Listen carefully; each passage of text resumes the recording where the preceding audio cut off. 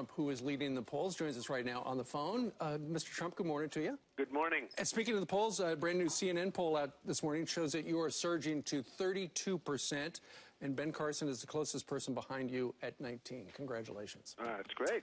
All right, something else in the news. There's a story out today in Rolling Stone. Apparently a fellow by the name of Paul Solotaroff followed you around for a couple of days, and he writes that after the rally in New Hampshire, you all were watching the TV around the conference table on the airplane when you said this, looking at Carly Fiorina on the TV. Said, look at that face.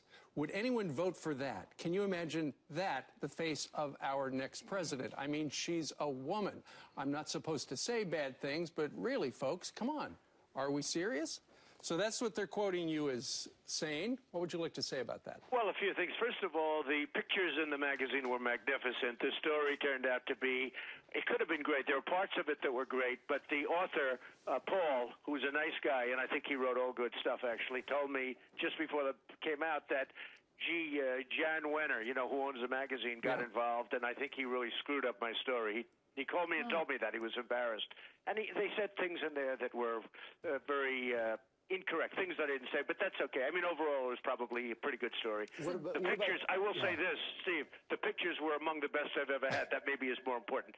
Now, with that being said, probably I did say something like that about Carla. I'm talking about persona. I'm not talking about look, although when I get criticized for my hair, which isn't that bad, you know, you've seen me, right? It's not that bad.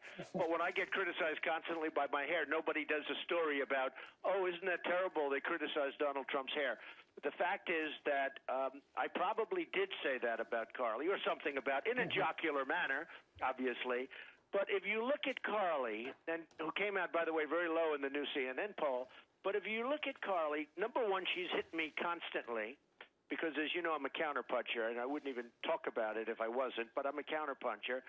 And you look at her record. Now, Jeff Sonnenfeld, who's one of the most respected business people, the head of the Yale Business School, I shouldn't say that because he's Yale instead of Wharton, but that's okay. But Jeff is a very talented guy.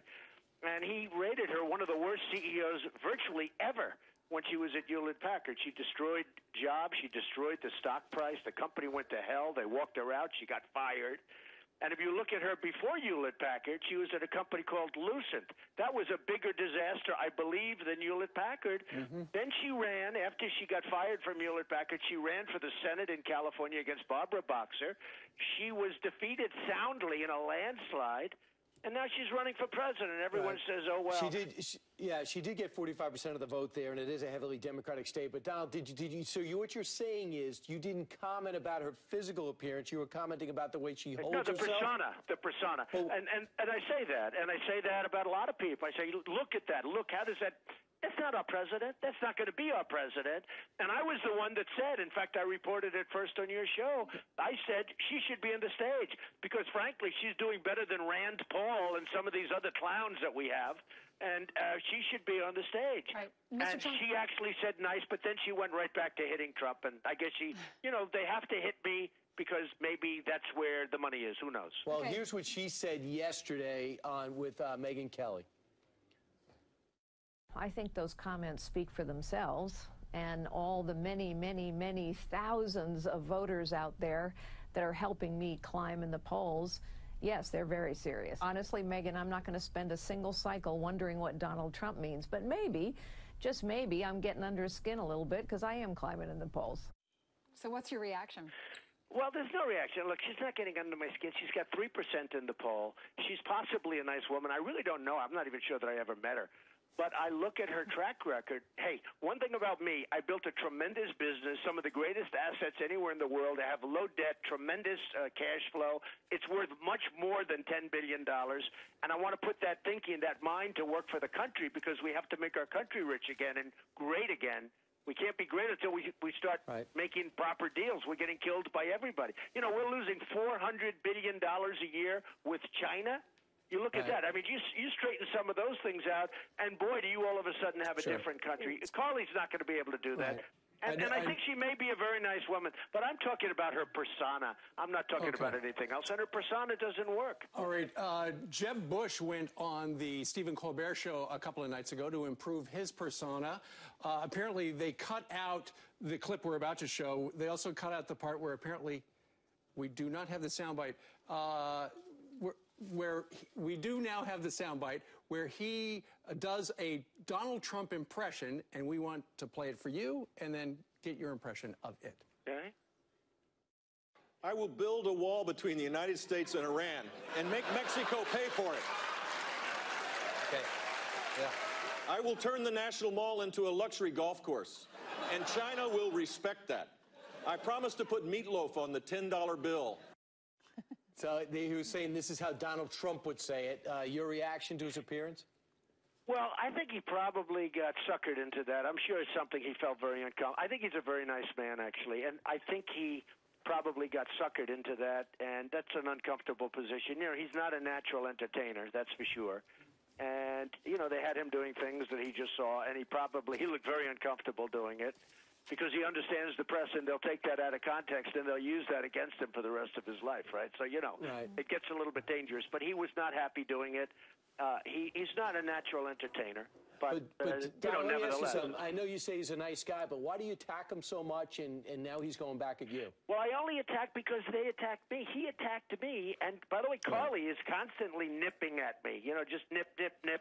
And every once in a while I have to say, hey, look, you know, she was a disaster where she was, now she wants to be president.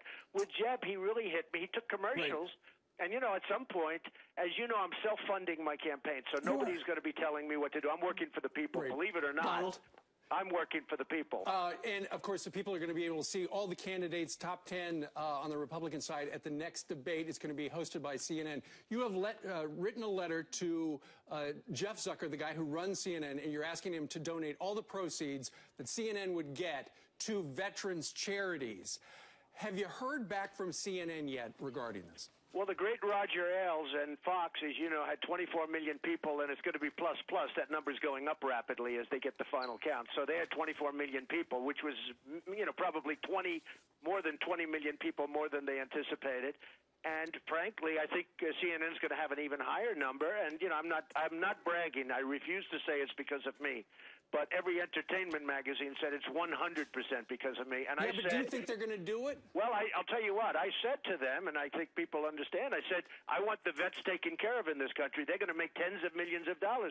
And I said that CNN should do this as a public service, and they should give the money to the vets. I will give them 5 groups or 10 groups of veterans. Our veterans are treated like third-class citizens. Let CNN and all these people that hit they hit a windfall. They hit the lottery with the debates. And, you know, Fox did. Now, Fox couldn't capitalize on it because nobody thought it would get those kind of ratings other than me and a few other people. But the fact is that they should make a contribution to the vets, in my opinion. I tell you what, as soon as CNN calls you, please get back to us. Donald Trump, thank you very much for joining us live today. Thank you very much. Thanks, Donald.